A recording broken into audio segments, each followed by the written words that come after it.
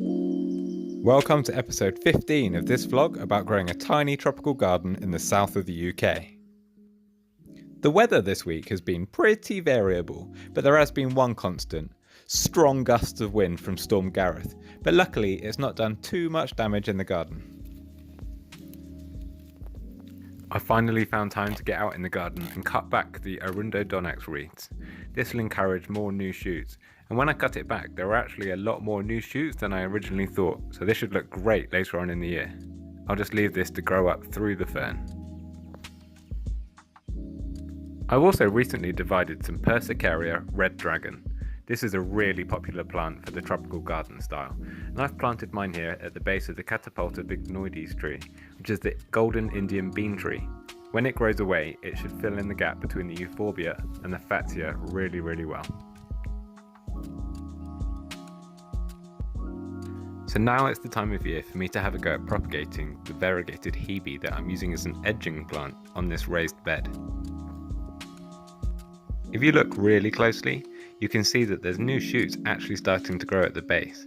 So if I cut here, it will encourage much fuller, bushier growth. It definitely looks like things got worse before they got better, but as this grows away, the edging plants will look so much more full.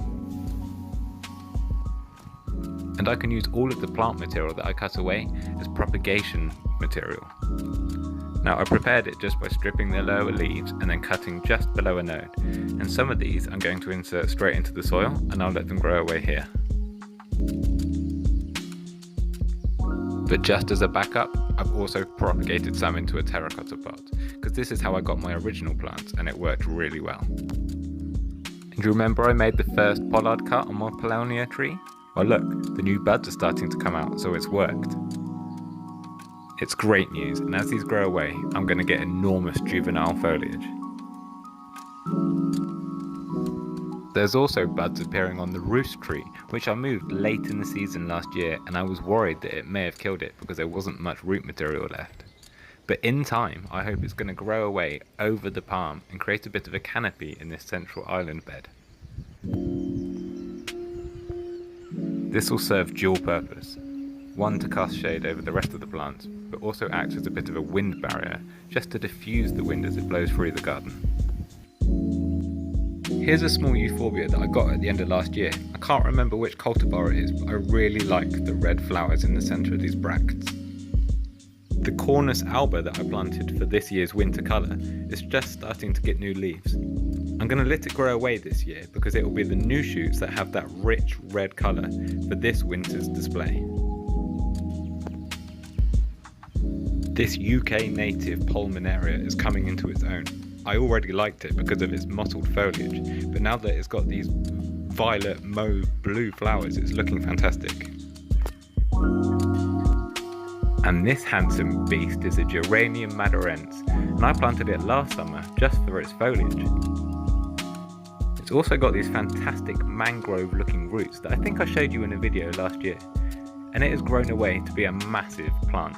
But there's some good news. I was inspecting in the crown of the plant just to check for damage after the storms, and I saw some buds, flower buds. This plant will look so impressive when it's topped with its crown of magenta flowers, and unfortunately it will die after its display, but I'll have loads of seeds to try and grow away some of my own. And thanks to your comments on the last video, we think this might be a calendula. And all of those seeds that I moved into my new windowsill propagator last week have grown so much better. They're not as leggy as they were in the other one, and they're growing really strongly. This is Amaranthus Early Splendor. And just before publishing this video, I saw the first glimpse that my Cyperus papyrus seeds have started to germinate. But just to give you an idea of how small this is the pot. It's tiny, but it's a start at least. So the garden survived Storm Gareth this week, but there's another one forecast next week by the name of Hannah. So I expect I'm going to sow some indoor Nicotiana seeds, and I'll do as much as I can outside when I can find gaps in the weather. As always, comment below with any tips, questions or suggestions. Thanks for watching.